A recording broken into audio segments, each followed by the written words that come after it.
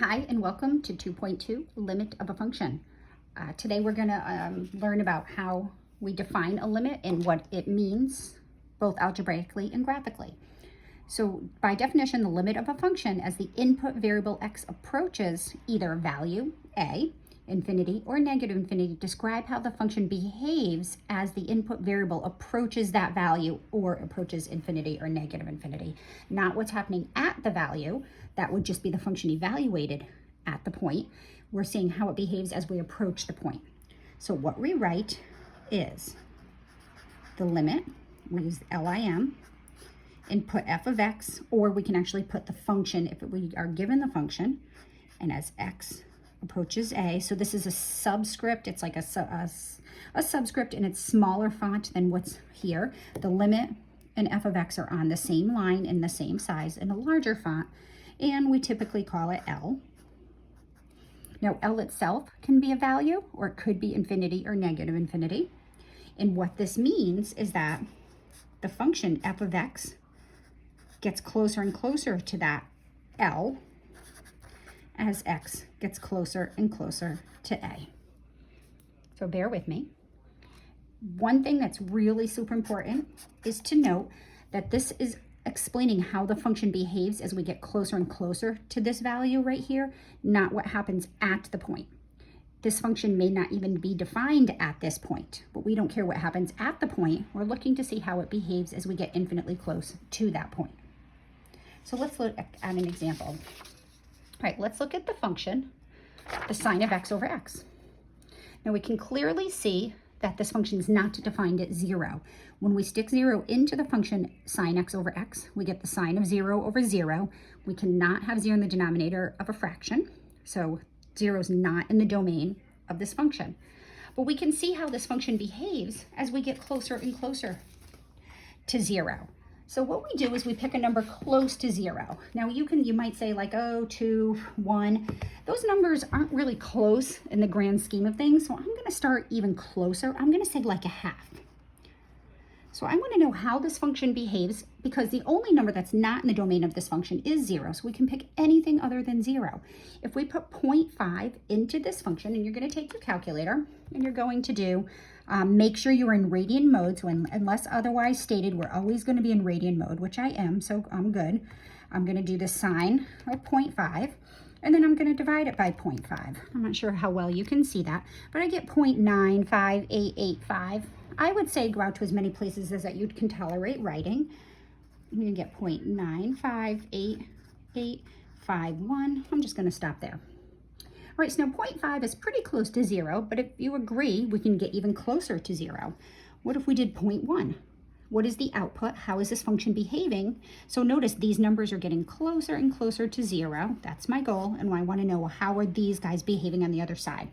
So I'm going to do the sine of 0.1 and divide it by 0.1, and I'm going to get 0.998334, and it goes on forever. So closer than 0.1? How about 0.01? When I plug in 0.01, I got 9.999983, and it goes on forever. When I plugged in 0.001, which is even closer to 0 than 0.1 and 0.1, I get 0.9999998. Right, and then you can try 4 zeros and see what happens. I'm just running out of room in my table. Nope, 3 zeros. Let's do that. Let's do the sine of 0.0001 divided by 0.0001. And I get 1, 2, 3, 4, 5, 6, 7, 8, 9 nines. 1, 2, 3, 4, 5, 6, 7, 8, 9, 9 nines and a 3. And it goes on forever. So what do these numbers, is it clear what these numbers seem to be getting closer and closer to? 1, perhaps? Now, if you get really wild and crazy and you get really super close, let's do the sine of 0.0, 1, 2, 3, 4, 5, 6, 7 zeros and then a 1. And then I'm going to divide that by 1, 2, 3, 4, 5, 6, 7, 1. And look, it actually gives me the value 1, but it's really not 1. It's just so close to 1 that your calculator can't handle it and calls it 1.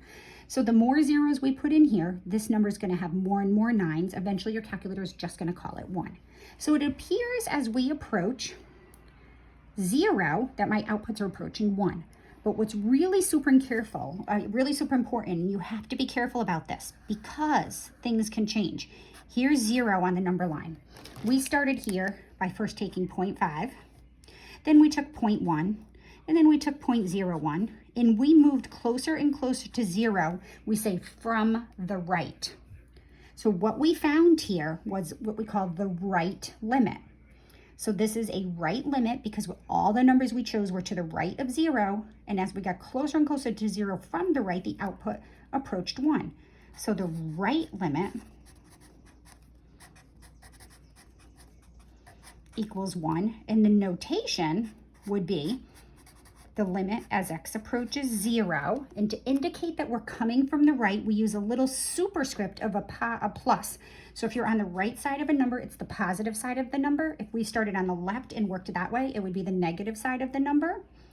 So we're going to conclude the limit as x goes to 0 from the right side of the sine of x over x is equal to 1. But we're not guaranteed that that's going to happen on the other side. So what we need to do is we need to find the left limit. We have to pick numbers close to 0, but from the left side. So I'm going to start at negative 0.5, and then I'll do negative 0.1, and we're going to approach 0 from the left. If we're starting on the left and we're moving closer to 0 from the left, we're finding the left limit, and that's considered the negative side of 0. So negative 0.5. If I put in negative 0.5, you're going to see that we're going to get, let's see, let me make sure, the sine of negative 0.5 divided by negative 0.5. Oh, look at that. It's the same number. 0.95881, and it goes on forever.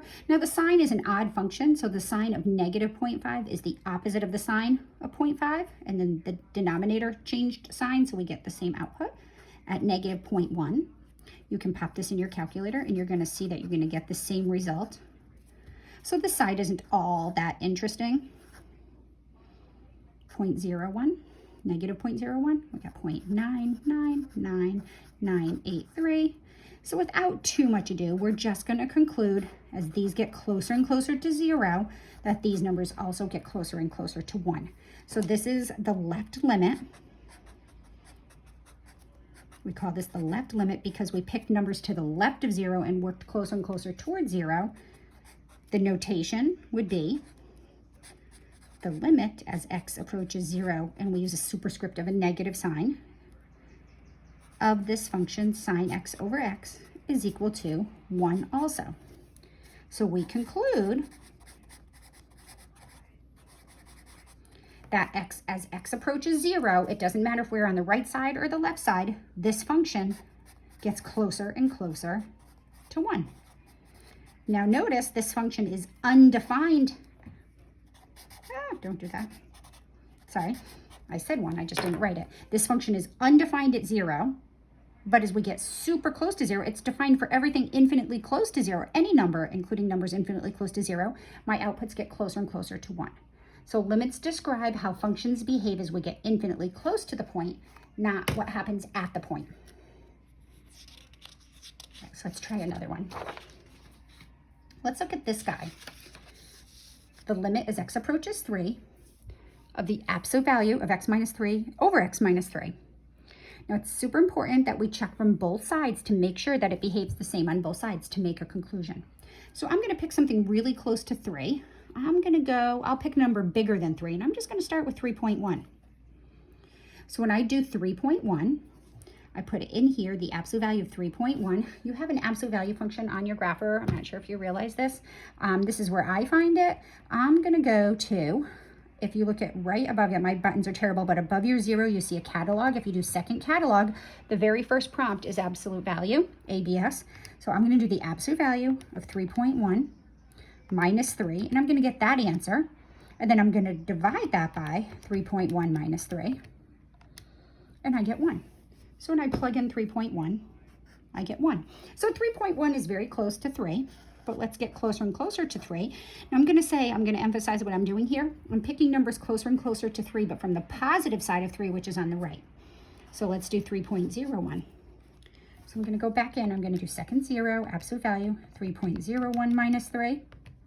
get that answer, and then I'm going to divide that answer by 3.01 minus 3. Make sure that you're practicing using your calculator and going along with me. It's so important that, oh, I got 1 again. Well, that makes sense because if I'm on the right side of 3, when I put any number to the right of 3 in here, the output's going to be positive. So it's going to give me the same result as the denominator. So as I do 3.001, the output is 1.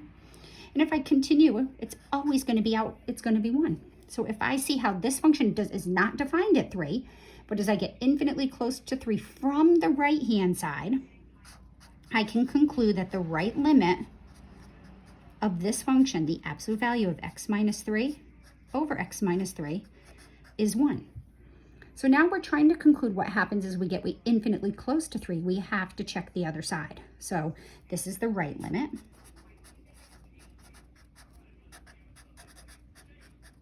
Okay, you have to check the left limit also. So this function is defined to the left of 3, so I'm going to try 2.9. So now when I do, I go second absolute value, 2.9 minus 3, and then I'm going to divide that answer by 2.9 minus 3. And I'm going to get -1. So 2.9, the absolute value of 2.9 minus 3 and 2.99 minus 3 have the same value, except one is positive and one is negative. Thus, the output's going to be -1. So we want to get closer and closer to 3, but we're doing it from the left side now. So I challenge you, put 2.99 in your calculator. You get -1 again. You put 2.999 in your calculator, you get -1. So if I pick any number to the left of 3 and plug it into this function, my output's always going to be -1. So therefore, my left limit, as I approach 3 from the left, is -1. All right, so we have something different going on from the left than what we have going on from the right. One-sided limits always exist. You will always get a result for a left limit, and you'll always get a result for the right limit, but we're just trying to find what happens as x approaches 3. In order to give this a value, to assign this limit a value, they have to be doing the same thing from both sides. They don't match, so we say that the one-sided limits aren't equal. Thus, the limit, as we approach 3 of this function, x minus 3, absolute value of x minus 3 over x minus 3, does not exist. So I will always write DNE for does not exist. Again, you'll always get a value for a right limit. You'll always get a value for the left limit. To conclude the limit in general without a side identified, these two have to be the same value. So if we go back here, we saw that as we approach 0 from the right, we got 1. As we approach 0 from the left, we got 1. So therefore, we could conclude as we approach 0, generically, the output was 1. Here, as we approach 3 from the right, we got 1. As we approach 3 from the left, we got -1. So therefore, it doesn't behave the same way from both sides, so we conclude that this limit does not exist. In order for a limit to exist at a point without a clear indication if we're coming from the right or the left, the one-sided limits have to be the same. All right, so what does this mean graphically? So feel free to put the sign of x over x in your calculator, and this is what it looks like. So I just graphed it from -6 to 6 in both directions. Now, your graphing calculator is a little bit misleading because this function's not defined at 0, so technically there's a hole here. So really, it'd be nice if our graphers did that for us. But if I get closer and closer to 0 from the right, my outputs are getting closer and closer to 1. As I get closer and closer to 0 from the left, my outputs are getting closer and closer to 1.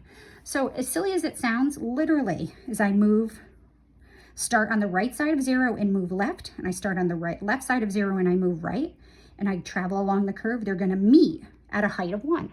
That limit exists. As opposed to the graph of f of x equals absolute value of x minus 3 over x minus 3. Now again, this is a little misleading because when I graph this, we're not really quite sure what's going on here at 3. So there's 3. But what's going on is this function's undefined at 3. So if I go a little bit to the right of 3, and I get on the graph a little bit to the left of 3, and I move both left and right at the same time, my fingers will never meet. They don't approach the same value as I get closer and closer to 3. My right finger stays at a constant height of 1. My left finger stays at a constant height of -1. We don't have this matching up here. So if it doesn't match from the right and the left, the limit does not exist.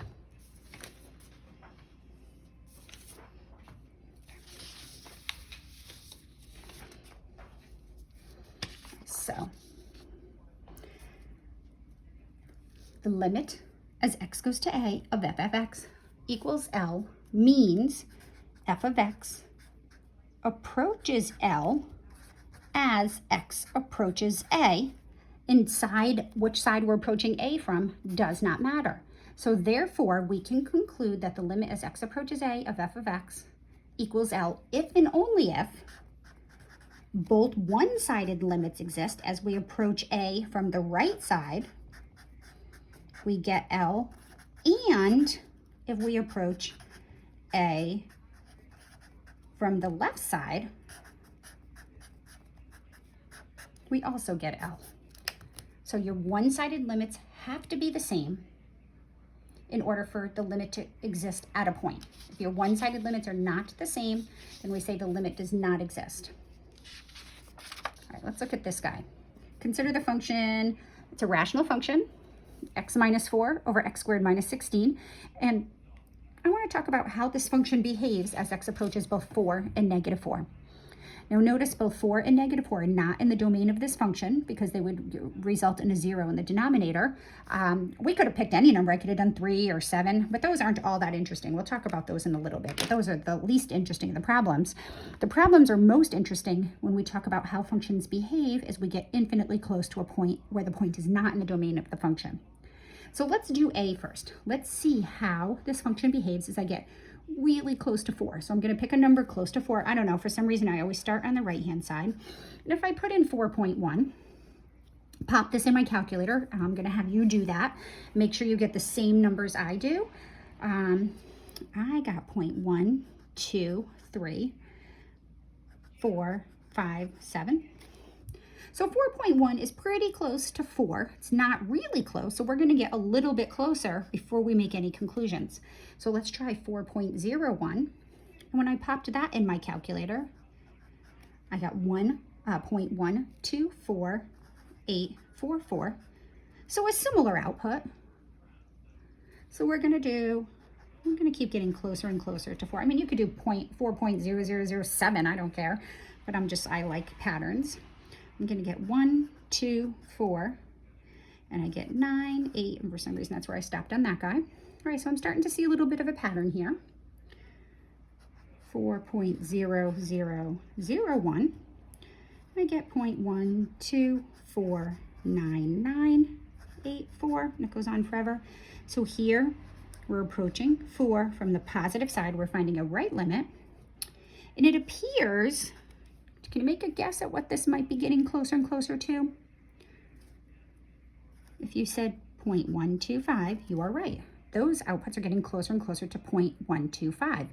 So if you're not convinced yet, try 4.00001, and then try 4 with 5 zeros and 1, and you'll see eventually your calculator will just get so exhausted and it won't, it'll round it right up to 0.125. But yet we can't conclude that this limit is equal to 0.125 quite yet because we have to check it from the other side. So this was my right limit. Now remember, we're just doing this guy. So let's now do the left limit. So let's approach 4, but pick numbers to the left of 4. If we do 3.9, which is pretty close to 4. Oops, I didn't do this one yet, so let me do this one. 3.9 minus 4 divided by 3.9 squared minus 16. Make sure you put it in your calculator correctly. I get 0.126582, and it goes on, which is a pretty good indication that we're going to get the same value because we're not anywhere, we're totally in the same ballpark. 3.99, so I'm not quite sure why I didn't do these, but I'm going to do them now. 3.99 minus 4 divided by 3.99 squared minus 16. and I get 0.125156, goes on. And then when I did 3.999, I got 0.125, and my numbers after the 5 are going to start getting smaller and smaller. And then I did 4 9s, and I got 0.125002. So as I approach 4, but this time I'm approaching from the left side of 4, so we say the negative side of 4, my outputs are getting closer and closer to 0.125. And again, if you're not convinced yet, pick numbers closer, do 4 point with as many zeros as you want, and then do 3 at point however many 9s you want. And therefore we conclude that the limit, it doesn't matter if we approach from the right or the left, so we can just say the limit as we approach 4 of the function x minus 4 over x squared minus 16 is equal to 0.125. All right, so we're going to see a little bit later how we can do this algebraically, but right now we're just trying to grasp the concept on how limits behave. All right, let's do this guy. What happens as we approach negative 4? Same thing, is it going to be 0.125? So I'm going to pick a number really close to negative 4, but now think about it, we're on the number line. Here's negative 4. If I'm a number to the right of negative 4, I'm still negative, but I'll be like negative 3.9-ish. So if I put negative 3.9 in there, negative 3.9 minus 4 divided by negative 3.9 squared minus 16, I get 10. Right. If I did negative 3.99, I believe I get 100. Negative 3.99 minus 4 divided by 99 squared minus 16. That's going to be 100. So this is behaving quite differently. If I do negative 3.999, so make sure you pop these in and you can get these results. If you're struggling with your calculator, by all means, contact me. We get 1,000. I'll do one more. Do negative 3.9999. And in this case, the output's going to be 10,000. So what's happening as we approach negative 4, now we're started on the right side. So even though the number's negative, this has nothing to do up here of being negative or positive. It's saying what side of 4 we were on. So we're on the right side of 4 heading towards 4. So we say the right limit, or as x approaches negative 4 from the positive side, my outputs are going to infinity. No one said L had to be a finite number. So we would say, I'm going to write it down. The limit as x approaches negative 4 from the positive side of x minus 4 over x squared minus 16 is infinite. It gets infinitely large. All right, let's try from the left side of 4. So we'll do negative 4.1. And we do negative 4.1. I got negative 10. So let's get a little bit closer to 4.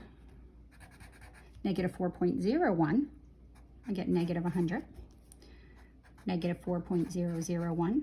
I'm going to get negative 1,000. So it has similar behavior,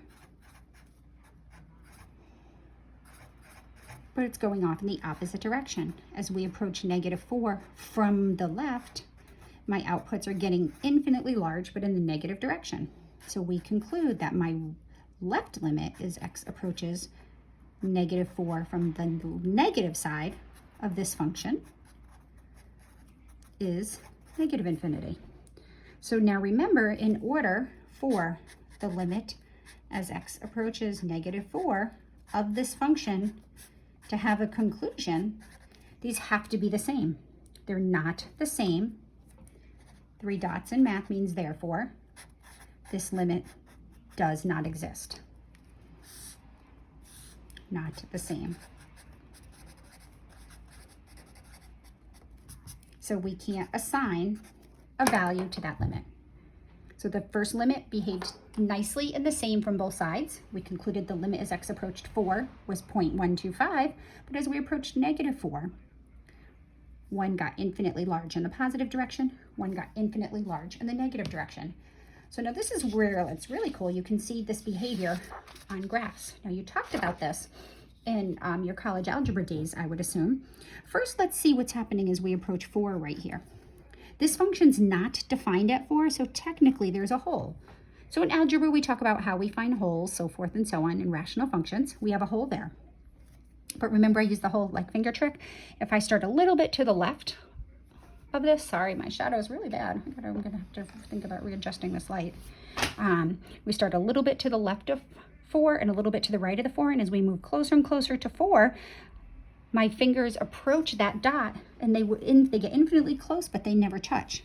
The coordinates of this hole would be at 4.125.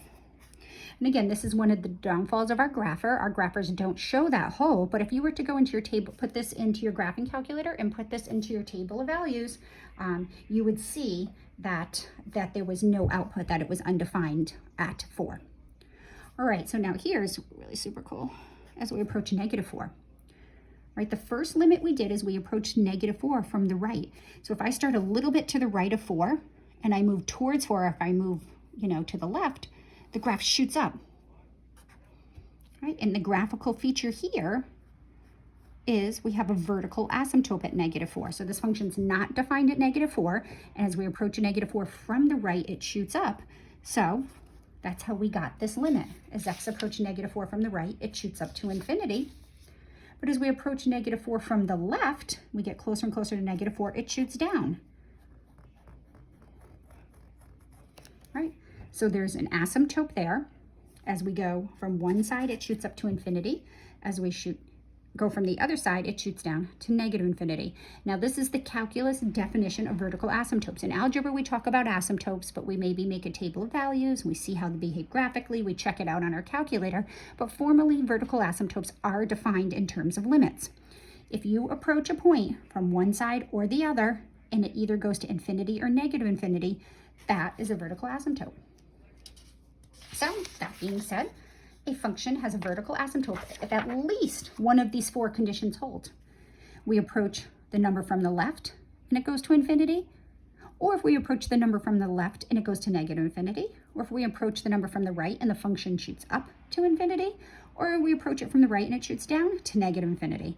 Only one of these 4 criteria have to hold.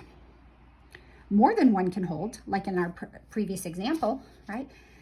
So the function f of x equals x minus 4 over x squared minus 16 has a vertical asymptote at the vertical line, x equals -4. Since the limit, as x approaches -4 from the positive side of f of x equals infinity. All right, so that would be it satisfied criteria number 3. As well as we approached -4 from the negative side, this function shot down to -infinity. Both of these don't have to hold. As long as just one holds, we're good. Okay? All right, let's look at this. My favorite type of function, log functions. Can't shy away from them in calculus. They're going to keep popping up everywhere. I want to find the right limit of the natural log of x as x approaches 0 from the right. I cannot find the left limit here because the natural log is not defined for values of x less than or equal to 0. So I'm choosing numbers on a number line. So here's 0, and I'm going to choose numbers over here and move to 0 from the right. So I'm going to make a table of values. I'm going to start really close. I'm going to do 0.1. If you pop into your calculator the natural log of 0.1, I already did these. I'm going to do the natural log of 0.1. Whoops. The natural log of 0.1. I get -2.3026-ish, like that. All right, let's try 0.01. Natural log of 0.01 is -4.60517. I'm going to keep going. Negative, sorry, not negative. 0.001. And I get the natural log of 0.001. I'm going to get -6.90776-ish. And then the natural log of 0.0001. And you can do this on your calculator. See how this guy behaves. 3 zeros is going to give me -9.21034. Now notice, these numbers are getting more and more negative, and they're getting larger. They're just doing it slower than the rational function behaved. So maybe you're tired and you want to just go right to 2, 3, 4, 5, 6, 7, 8, 9. Let's do 9 zeros. 1, 2, 3, 4, 5, 6, 7, 8, 9 zeros. When I do that, I'm at negative 23.0259, right? So I'm going to conclude that as we approach 0 from the positive side, that my outputs are getting closer, or heading towards negative infinity. Now, if you know what the graph of the natural log looks like, which hopefully you do, at 1, the natural log of 1 is 0, and it kind of looks like the square root of x function.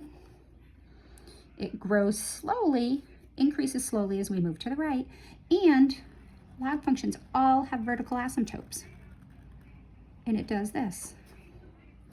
So this is y equals the natural log of x.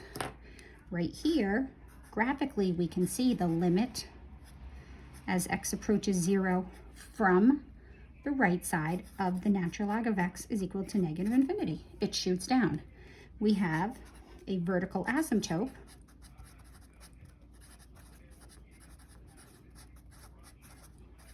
at the y-axis, or x equals 0. Now, a little spoiler alert, I said that a minute ago that this limit doesn't exist.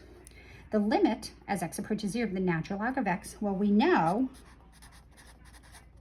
that the limit as we approach 0 from the right of the natural log of x is negative infinity. Now, the limit as x approaches 0 will equal negative infinity. How about, we have to check, as x approaches 0 from the negative side? Well, if we make a table of values, and you try negative 0.1, you'll see there's an error. So the left limit does not exist. We can't approach 0 from the left because there are no outputs to evaluate. So the limit as x approaches 0 from the left of the natural log of x does not exist. So therefore, we say the limit as x approaches 0 of the natural log of x does not exist. Remember, in order for a limit to exist, it has to exist from both sides and have a value associated with it. All right, one little quick worksheet here. See if we can evaluate these limits graphically. Please don't make this harder than it is. You're going to say, that's it? That's all? That's how easy it is? Yes, this is how easy it is. Be really super careful to look at what the question is asking. In this first problem, it says, find f of negative 2. So this is just asking you for the value of the function at negative 2. So I go to negative 2 on my x-axis. The value of the function is this dot right here. That output is 3. If you're struggling with this function notation, by all means, let me know. All right, now this is a very different question. This is saying, how does this function behave as I approach negative 2 if I'm coming from the left? So if I go a little bit to the left of negative 2 and I head towards negative 2, I'm standing on the curve and I walk towards negative 2 on the x-axis, my outputs are getting closer and closer to this hole. They're not jumping right up here. So my height is remaining constant and the left limit would be 1. Now the right limit is also 1. It just behaves a little bit differently. If I move a little bit away from negative 2, I'm to the right side of negative 2, I would be right here. As I head towards negative 2 on the x-axis, my outputs are increasing, and they're also getting closer to 1. Here it was a constant as I moved left to right. Here it's increasing as I move left to right, but it's never going to reach 1. It's just going to get infinitely close to 1. So therefore, again, you can use the little finger trick. As we approach 2 from both sides, we walk up the curve. These pens will never meet. In theory, they'll get infinitely close but never touch. So that limit exists and equals 2 because both one right and left side limit exists. As opposed to, let's look what's happening here at 1. How does the function behave as we get closer and closer to 1 from the left? So if I go a little bit to the left of the 1 and I go to the curve, and then I move my pen to the right, my outputs are getting closer and closer to the value 2. So don't even look what's happening over here on this side. Don't even look at that. I just want to know what's happening. If I stay to the left of 1, but I keep going up that curve, I never hit 1, my outputs are going to get infinitely close to 2. As opposed to being on the right side of 1. If I go a little bit bigger than 1, I jump up onto the curve and I move left, my outputs are going to get smaller and smaller and smaller and smaller, and I'm eventually going to hit 1. So here, as we approach 1, the left limit is 2, the right limit is 1. So therefore, as we approach 1, because these do not match, we would say does not exist. Whoops. Oh, man, I didn't mean to. Uh-oh. Nope, 1 left. Oh, that was this is a mistake. Sorry, typo. Maybe we'll revisit that. I'll create something. All right, so let's see. F of 1, we just did that one in 5. So I must have done. Wow, I did it twice. Nope, I didn't. That's -1. All right, bear with me. Sorry, I have a typo there. I didn't notice that last time. All right, so what is f of 1? Now be careful. This is saying what is the output if we stick 1 into the function. Well, notice here at 1, here's the solid dot. So the output would be 1. It would not be 2 because that's the open circle. All right, what happens as we approach -1? So this isn't indicating a side. So we're going to go from both sides of -1. We're going to jump to the curve, and then I'm going to move both the pink and green pen to, I'm going to move the pink pen to the right, the green pen to the left, and trace the curve. And look, they're going to meet right here. And they meet up at the output of 0. So that limit exists, and it is 0. Okay, keep in mind, there's going to be one thing different between these two problems. This function is defined at 0, but we're really not interested what's happening at 0. We're wondering what's happening as we get infinitely close to 0. So keeping that in mind, let's look at what's going on at 3. Number 11 says, how does the function behave as we get closer and closer to 3 from the left? So I'm going to go a little bit to the left of 3, jump up onto my curve, and I'm going to move my pen to the right and trace the curve. So I get closer and closer to 3. My outputs get closer and closer to that circle. Now remember, we're not interested in what happens at the circle. We're interested in how is this behaving as we get super close to the circle. So my output here might be 4.5. This would be 4.679, 4.999, 4.9999. These outputs are getting closer and closer to 5. It behaves exactly the same as I go from the right side. So if I go a little bit to the right of the 3, jump onto the curve, and head towards 3, my outputs are getting closer and closer to that open circle. I don't care what happens at the circle. I just want to know what happens as I get super close to that circle. So it's 5. So if I'm on one side of the curve, I'm on one side of the curve to the left of 3, on the other side of the curve to the right of 3, and I move closer and closer to 3, my outputs are eventually going to get infinitely close to 5. The right limit equals the left limit, so the limit in general is 3. Now be really super careful here because this is asking what's happening at 3. At 3, nothing's happening. We have an open circle as opposed to here and here where we had solid dots. At 1, we had an output. At 2, -2, we had an output. There is no output at 3, so this does not exist. All right, one more. Let's see what happens as we approach -4, but we're on the right side of the curve. Now notice we have no idea what happens to the left of -4, but this is calling for a one-sided limit. So let's jump onto the curve a little bit to the left of, a little bit to the right of -4 and move towards -4 as my input. As I move towards -4, I'm traveling up infinitely, and this is telling me that the outputs are going to get infinitely large. All right, what can we do with this guy? Let's just say, I don't know, let's just change this to a 2. What is the limit as x approaches 2 of f of x? So it behaves nicely there. So that's why we don't typically talk about these things because they're not all that interesting. But as we approach 2 from both sides, so if I go a little bit to the left of 2 and a little bit to the right of 2 and go to where those curves, and then I move my pens closer and closer to the value of x equals 2, they're going to reach a height of 2. So sorry about that typo. All right, kids, that is 2.2. Enjoy.